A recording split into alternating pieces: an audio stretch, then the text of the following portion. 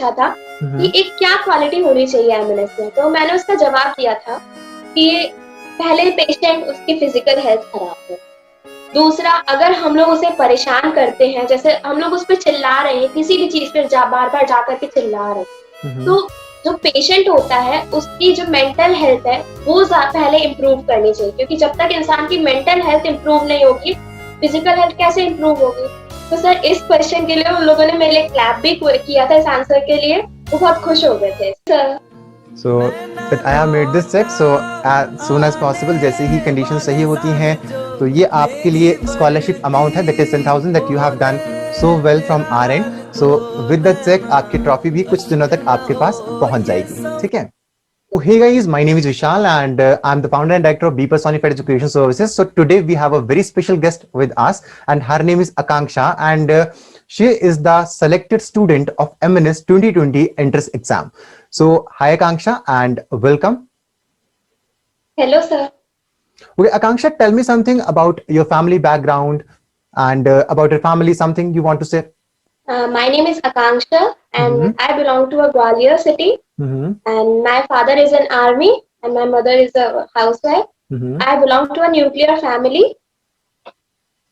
Okay. And sir, And in which college you have selected in the year MNS 2020? I have selected for INHS Ashwini Mumbai. सो आकांक्षा, कैसा लगता है कि जब एक साल हम पूरी किसी एक चीज की प्रिपरेशन करते हैं और उसके बाद जब उसका रिजल्ट आता है, जिस दिन आपका रिजल्ट आया उस दिन आपके क्या रिएक्शन थे, फिर आपका उसके बाद इंटरव्यू हुआ, तो मतलब क्या एक फेज, किस तरह से उस फेज ने काम किया? ऑफ कोर्स सर, खुशी भी बहुत थी, एक तरह से घबराहट भी हो रही थी कि अब इंटरव्यू के लिए जाना पड़ेगा। हम्म। तो एक तरह से डर भी था और खुशी तो एक्सट्रीम लेवल की थी ही हम्म। कि हम लोग अब आर्मी का मेंबर बनने जा रहे हैं। तो पर क्या कहीं ना लगता है आपको कहीं कि एक आर्मी का मेंबर बनने के लिए और एक ऐसी क्या क्वालिटीज हैं जो कि इंसान के अंदर होनी चाहिए ताकि जाके वो एक आर्मी का एक ऑफिसर बन सके इन द फ्यूचर?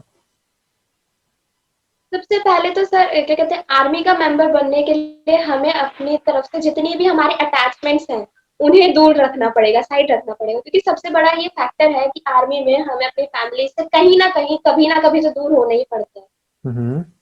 और दूसरी चीज, निडर होके चलना, क्योंकि डर के आगे तो फिर आर्मी में जाना कभी पॉसिबल ही नहीं हो पाएगा। Okay, that's great. सो कुछ ऐसे रीजंस जो आपके अंदर थे, कुछ ऐसी क्वालिटीज जो कि आपको वहां तक लेके गई, जो कि आप 220 बच्चों के अंदर सेलेक्ट हो उन 40,000 में से, सो ऐसी क्या क्वालिटीज और उनको किस किस तरह से आपने डेवलप करा, if you want to share? Dedication सबसे ज्यादा जरूरी है, फिर हम्म। उसके बाद हार्ड वर्किंग, दूसरी चीज सेल्फ डिवोशन बहुत ही ज्यादा जरूरी है। जैसे हम कोई काम करते हैं, जब तक उसमें डेडिकेशन नहीं है उस चीज को हम नहीं पा सकते, लेकिन जिस दिन डेडिकेशन आ जाता है, अपने आप हार्ड वर्किंग अपने आप आ जाती है। और सेल्फ कॉन्फिडेंस जब तक होगा कि हम ये कर सकते हैं, तो गारंटेड हमें वो चीज अचीव होगी, चाहे वो एक बार में हो, दो बार में हो, कभी ना कभी तो अचीव होनी ही है, सेल्फ कॉन्फिडेंस है तो।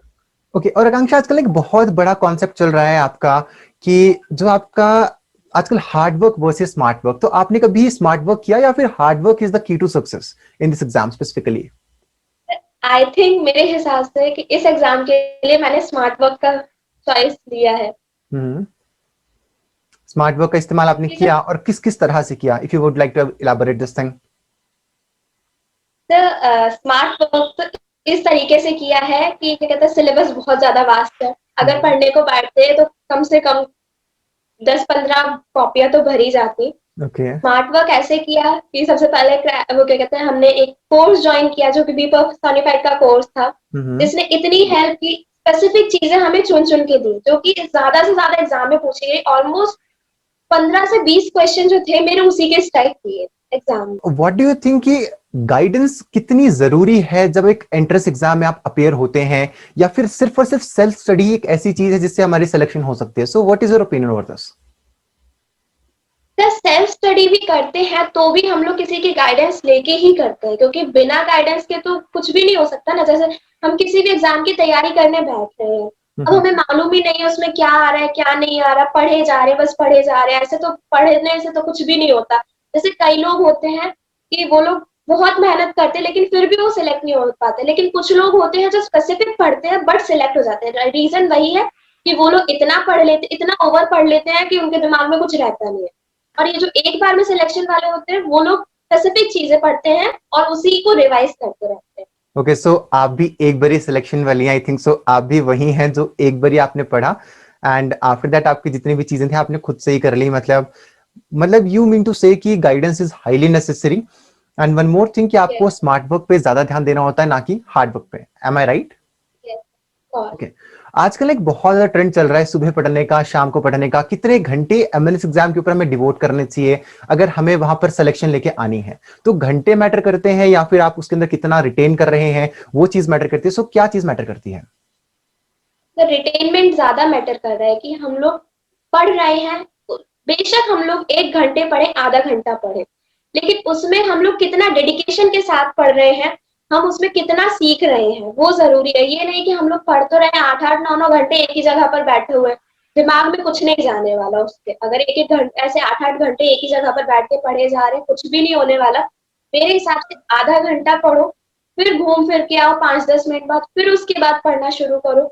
इस हिसाब से सही रहता है पढ़ने को। तो मैं अपने हिसाब से बता रही हूँ कि मैंने 5 घंटे पढ़ाई, वो 5 घंटे सोने के अलावा पूरा दिन पढ़ाई की, बीच बीच में बस 15-15 मिनट के स्लीप नैप देती रही। हम्म। सो अकॉर्डिंग टू यू ज्यादा सोना जरूरी नहीं है, बट अगर आप स्लीप नैप्स लेते हैं वो बहुत ज्यादा एनर्जेटिक आपको करा देता है। Am I right? Yes, of course थोड़ा डिफिकल्ट होता है स्लीप नैप 15 मिनट का लेना, but it is very good.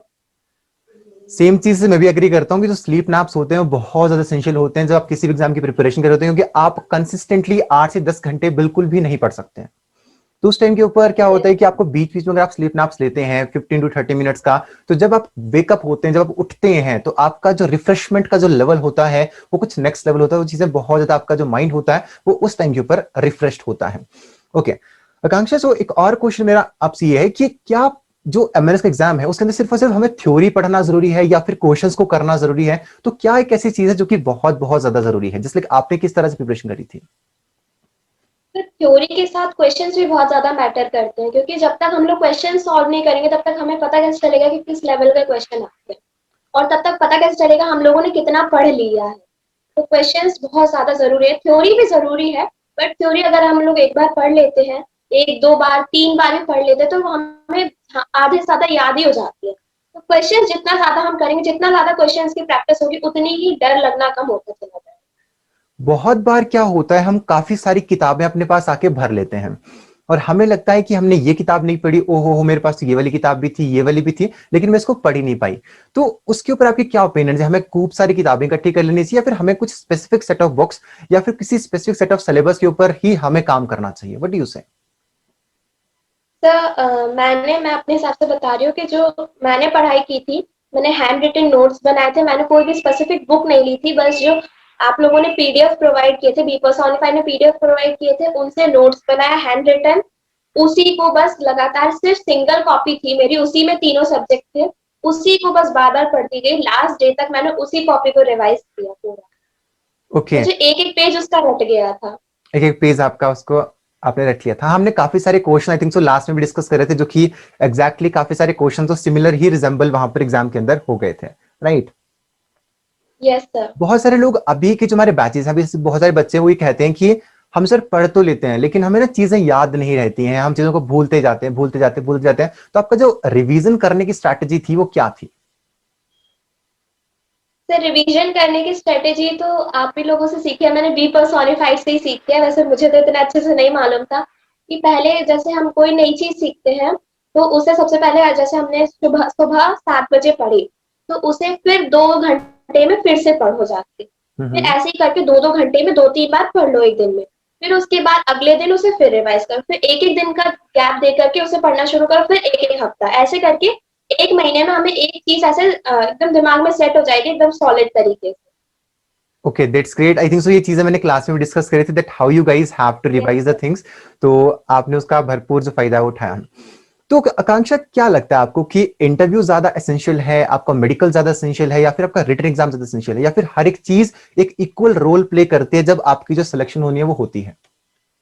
Exactly sir, equal role play कर रही है। क्योंकि इस साल जो कई बच्चे इंटरव्यू की वजह से रहे हैं, क्योंकि इंटरव्यू में भी 500 वो शायद 660 स्टूडेंट्स थे जो पहुंचे थे, बट सिलेक्टेड सिर्फ 220 हुए हैं। रीजन यही रहा है, कुछ मेडिकली अनफिट रहे हैं, कुछ इंटरव्यू में निकाले गए। कुछ कुछ मेरी कुछ फ्रेंड्स थी जो इनकी शायद 128 स्कोर किया था, बट वो इंटरव्यू की वजह से रह गए। ओके, वो लोग कहीं ना कहीं उसमें लैक कर गए। So what according to you कि इंटरव्यू की हमारी क्या स्ट्रैटेजी होनी चाहिए, और मेडिकल में हमें जो हमारी हेल्थ है उसको, उसका जो ध्यान है वो शुरू से ही किस तरह से रखना चाहिए? व्हाट डू यू से? सर आई थिंक जो हम लोग अगर मेडिकल की तरफ देखते हैं तो बीइंग अ गर्ल हमारे अंदर सबसे ज्यादा प्रॉब्लम होती है हीमोग्लोबिन की, क्योंकि मैं भी अनफिट हुई थी मेडिकली सिंगल टाइम। मेरा जो रीजन था वही था हीमोग्लोबिन का। बहुत सारे वहां पे बच्चे थे जिनकी मेजोरिटी में यही प्रॉब्लम आई थी कि हीमोग्लोबिन का कम। सबसे पहले तो अपने हीमोग्लोबिन का ख्याल रखिए, सब चीजें खाइए जो भी हीमोग्लोबिन को बढ़ाती है। फिर दूसरी चीज है कि क्या कहते हैं, वेट का। एक वेट का बहुत ज्यादा इशू होता है लोगों के अंदर। मेडिकली फिर तो इस तरीके से रह सकते हैं, फिर अगर कोई सीवियर प्रॉब्लम है तो फिर उनकी वही लोग जाने, अब हम लोग क्या बता सकते हैं। ये ओके, दो तो चीजें बहुत मेजर हैं, इनको देख लीजिए। और सर इंटरव्यू के लिए सबसे पहले हमारी बॉडी, पर्सनालिटी, हमारा कॉन्फिडेंस, ओवर कॉन्फिडेंस नहीं होना है, बस कॉन्फिडेंस रहना है कि हम जो बोल रहे हैं वो सच है। और सच ऐसा भी नहीं है कि अगर वो लोग सामने वाला बोल रहा है कि ये सच है, ये गलत है तो हम बोले जा रहे सच है। वो भी नहीं करना, ओवर कॉन्फिडेंस भी नहीं रखना है, कॉन्फिडेंस रखना है। और हमें उसकी तरफ डेडिकेशन दिखाने हैं, कितने डेडिकेटेड है वो लोग। यही चाहते हैं कि बच्चे एमएनएस में डेडिकेशन दिखाएं, क्योंकि हम लोग ऐसी सोसाइटी में रह रहे हैं जहाँ पर नर्स सुन के लोग बहुत ज्यादा चौंक जाते हैं, ये कोई अच्छी नौकरी नहीं है। But in reality it is the bestest option for girls after 12।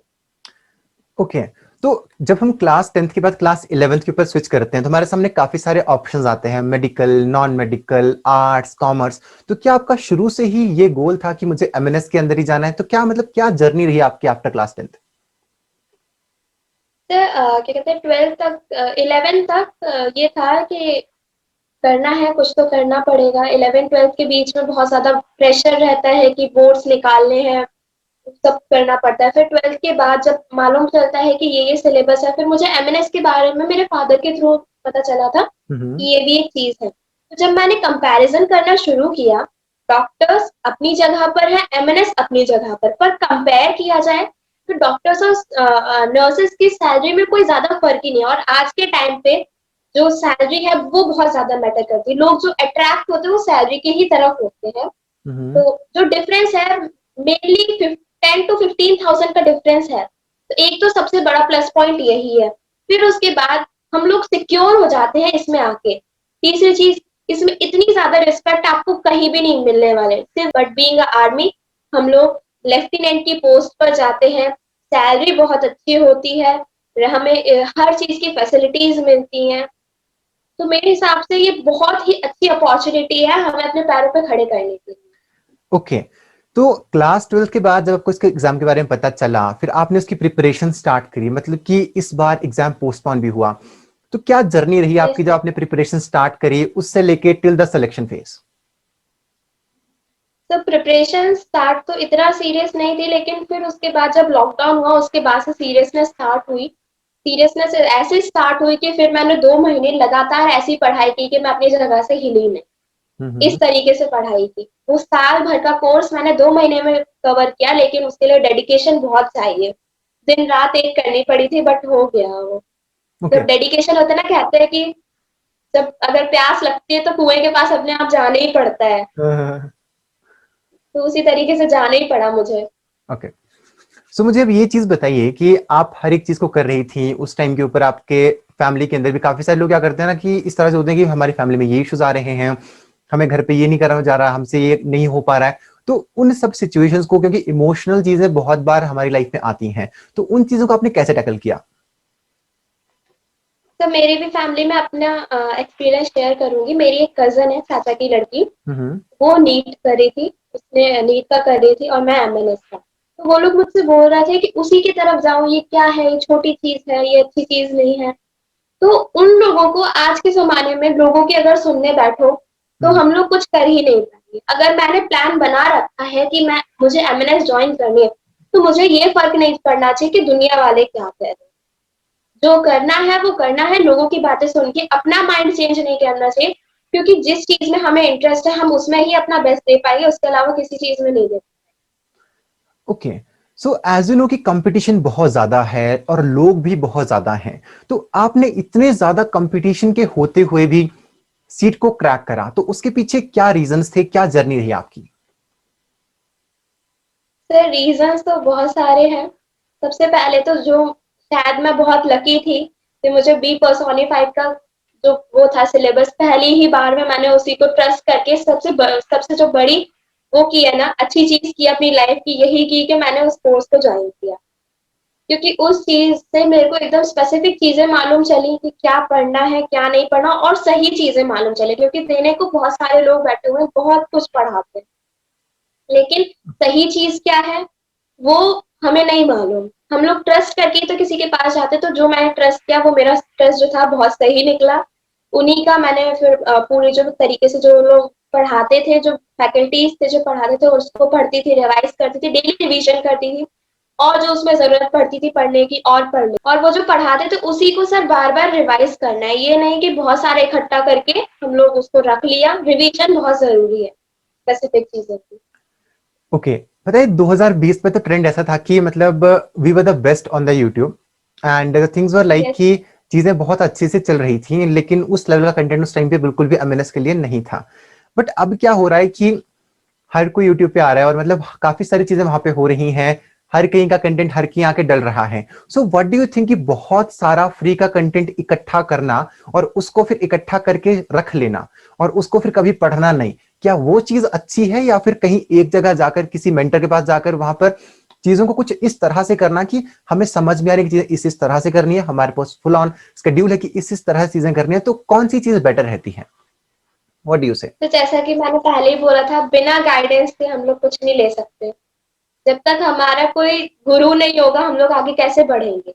तो एक एक जगह पर अगर एक मेंटर है, वो हमें चीज बता रहा है और हमें बता रहा है कि इस चीज को पढ़ना है, तो मेरे हिसाब से वो बढ़िया रहेगा। क्योंकि बहुत सारी चीजें इकट्ठी करने को तो ऐसे इंटरनेट पे इतनी सारी चीजें हैं कि हम जिंदगी पूरी उम्र निकल जाएगी पढ़ नहीं पाएंगे। हम्म। तो इसलिए मेरे हिसाब से तो एक जगह पर स्पेसिफिक रह करके वो क्या बता रहा है उसको सुनना, क्योंकि जब वो गुरु बना है कुछ तो उसमें क्वालिटीज होंगी, तभी तो टीचर बना है, आगे आके खड़ा हुआ है, तो हम्म। सही बताएगा। तो आई थिंक एक जगह पर रहकर पढ़ाई करना ज्यादा बेटर है। So anything you want to say to the parents of the students जो कि 2021 के अंदर अपीयर होने वाले हैं? पेरेंट्स के लिए मुझे यही कहना है कि प्लीज अपने बच्चे को किसी और से कंपेयर ना करें। सब बच्चे की अलग क्वालिटीज होती है। बच्चे के ऊपर अगर हम लोग प्रेशर डालते हैं तो बच्चा तो खुद तो दबता ही है, फिर वो उनको भी गलत सोचना शुरू कर देता है कि ये लोग मुझे सपोर्ट क्यों नहीं कर रहे।